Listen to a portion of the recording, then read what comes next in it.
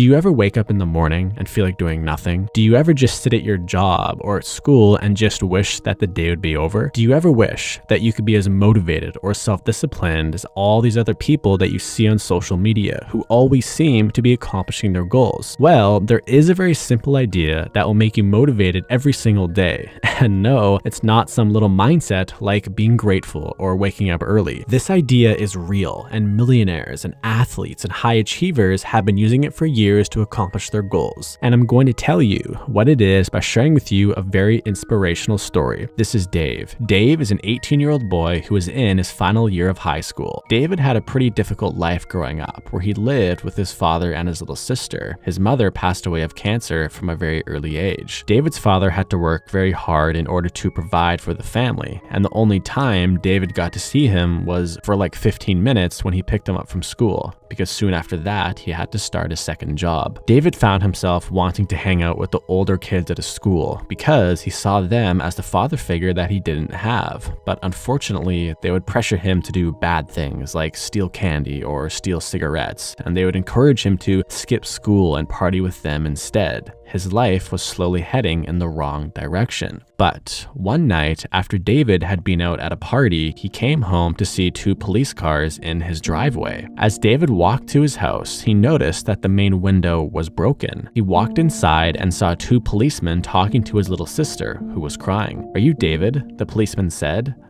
Yeah. What's going on here? Where's my dad?" "Son, take a seat." The officer went on to explain that two burglars had attempted to break into their home and that David's father happened to be awake. As a result of him trying to defend himself against the burglars, one of the burglars decided to take his father's life.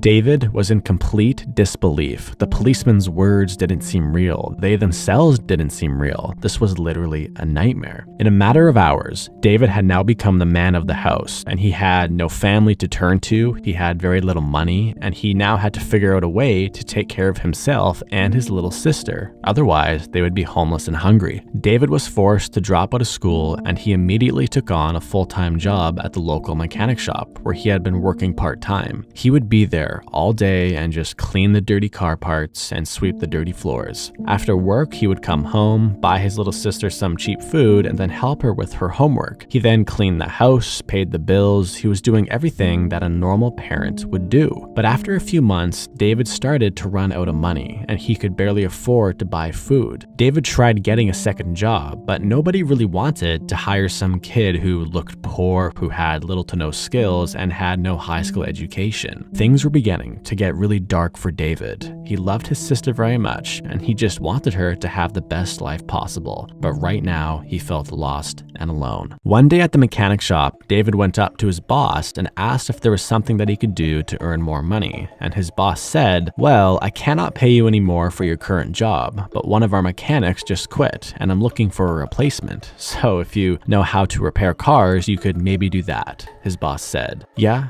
I have some experience," David said. Really? I was kind of kidding, to be honest. You've been working here for like 3 months and you were just telling me now that you know how to fix cars? Yeah, I don't know. I just thought that you didn't need a mechanic and I needed a job, so I was just doing my job," David said.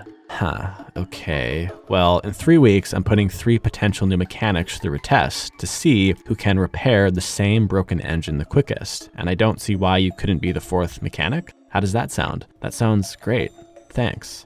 Okay, well, if you need to brush up on your mechanic skills, you can read this book. It's basically the all-knowing guide to engine repair. And just so you know, this new job pays a lot more than your current job now. Later in the night, after his sister was all taken care of, David got out this massive book, and he thought to himself, if I can memorize every single thing in this book, maybe I can win this competition. Getting this job meant keeping himself and his little sister alive, and not getting the job meant being homeless and hungry. The stakes were very high. So for the next 3 weeks, David was glued to this book, and he read every single word 4 to 5 times, and he would close his eyes and pretend that he was putting together the parts parts that he was reading about, and he would visualize the problems to look out for and visualize how to solve them. Because he did not have any real car parts to practice on, he started to pay really close attention to the car parts that he would clean at his work. He would focus on the feeling of the metal in between his hands, and he would study every groove and every angle, and he would analyze where all the parts would fit together. Whenever David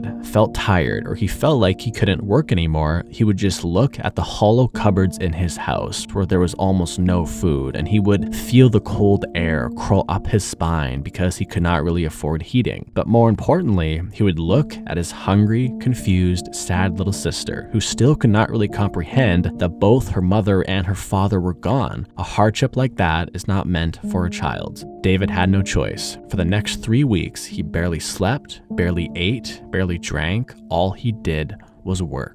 Finally, the competition day had come. David walked into the store and he saw the 3 other mechanics who all had their own tools, their own towels, their own cars. They looked very professional. "Hey kid, how are you feeling?" the boss said. "Yeah, I'm okay. If you need to use my tools to fix the engine, I'll leave them here for you." Guys, in front of you there is an engine, but there is a problem with this engine, and all of you have the exact same problem. And the first person to fix the problem and start the engine will be hired for the new job here. Does this make sense? Everybody nodded with confidence while David's heart trembled. "Okay, I will be in my office. I will come out when I hear an engine start. Start working right now." The 3 other mechanics all started to work right away. David could hear the tools clanking against the cold hard metal of the engine, and he could hear the grunts of the other men, and he could see the sweat coming down from their face. But David just looked at his engine for a moment, simply studying it. He could still see the sections in his book that talked about the most common problems in an engine, so he just slowly and systematically worked his way down the mental list. In the corner of his eye, he noticed that his boss was staring at him. As he worked on the engine, images of his little sister popped into his head. He could still remember very clearly coming home and seeing the cop cars and seeing the shock and fear on his little sister's face. She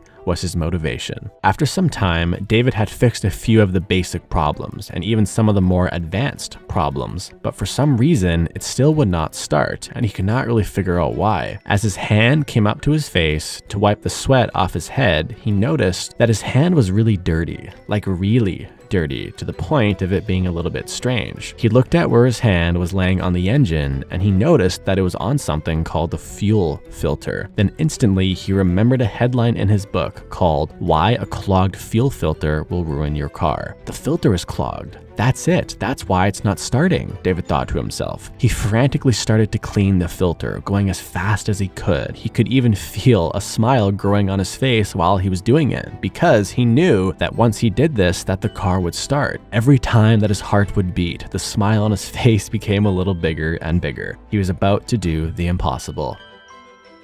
But then he heard it. The other mechanic's engine had started. The boss came out, shook the other mechanic's hand, and said, "Well done. Come into my office and let's have a chat. David, could you please clean everything up here?" In 5 short seconds, David's heart had shattered into pieces. As he started to clean everything up, tears filled his eyes. All the work he put in and all the pain that he went through was all for nothing. What am I going to do now? How am I going to provide for my sister? What about the rent and the heating? What am I going to do for the winter? Thoughts like this were racing through David's head. A few hours later, after the winning mechanic had signed the contract to work there, the boss called David into the office. "So, I looked at your engine. You almost had it, eh? You just didn't clean the fuel filter in time." "Yeah." Being fast is a really important trait as a mechanic. People want their cars fixed quickly. "Yeah, I get that." You know, when you said you wanted to become the 4th mechanic here, I actually did a little bit of research into you, and I read what happened to you and your family in the newspaper, and I'm very sorry for what happened. David said nothing. "David, I'm going to ask you a question, and I want you to be really honest with me, okay?" Okay. "Did you lie to me when you said you knew how to fix cars?" David looked down for a moment. No." His boss just stared at him. "Yes, I lied." "Okay, so I'm guessing you lied to me because you really wanted the job because of the extra money in order to take care of yourself and your little sister. Is this true?" Yes. So your solution was to just say you knew how to fix cars, and then luckily I gave you my book, and then you studied it, and then you came in here to compete against the real mechanics. Yes. Wow, that is very bold of you, and really impressive that you actually managed to fix a car engine with little to no real experience. You must be a really fast learner. Well, I was pretty familiar with all the car parts. I mean, I clean them all day, every day. And you're modest. That is a really good trait. Sir, with all due respect, why are we talking about this? I lost. I saw the other mechanic sign the contract to work here. What's there to talk about? Yes, you did technically lose, and there's no way I will hire a mechanic with little to no real experience. David looked down, his heart still in pieces.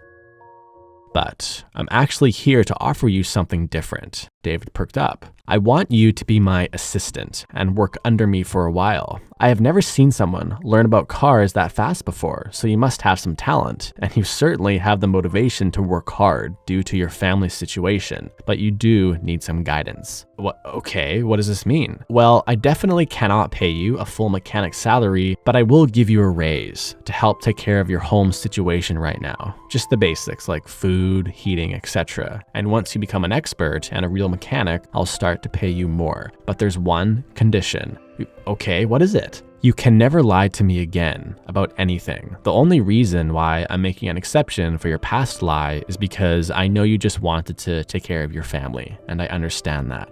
So, do we have a deal? Yes, I'll never lie again. I'll be the hardest worker. I'll do anything you want me to do. Okay, great. Well, show up every day at 6 a.m. and be ready to work really hard. And from that point on, David became obsessed with cars. Whenever he was not taking care of his sister, he would be reading books about cars. He would talk to other mechanics, go to car conventions. This was the thing that gave him and his little sister a real shot at life. After 6 months, David had become one of the head mechanics at the shop, outperforming all the senior mechanics. Then fast forward another 6 months, and he had become one of the most skilled mechanics in the city because he was so desperate and eager to learn more and more that nobody could keep up with him. In 1519, there was a man named Hernan Cortez who set out on a mission to take over an island with 500 of his men. When they got to the island, they faced other people who did not want them to be there. Cortez then ordered his men to burn the boats that they came in on, so there was no option to retreat. The only options were either to live or to die. Oftentimes, when it comes down to life or death situations, people discover an inner drive and new skills that they never knew they had. David was forced into a situation where he had to either sink or swim. He had to figure out a way to either provide for his family or to be homeless and hungry, which is pretty much like life or death. If you are watching this video and you have an inclination to start your own business or to have a certain type of body, you might have to implement this burn the boats concept. Burning the boats for you could be quitting your job, then figuring out a way to pay your bills on your own, or maybe it's moving out of your parents' house and then refusing to take financial assistance from your parents or your friends. Maybe it's giving your friend $5,000 and then saying to him, if I don't have a six-pack in 8 months, you can keep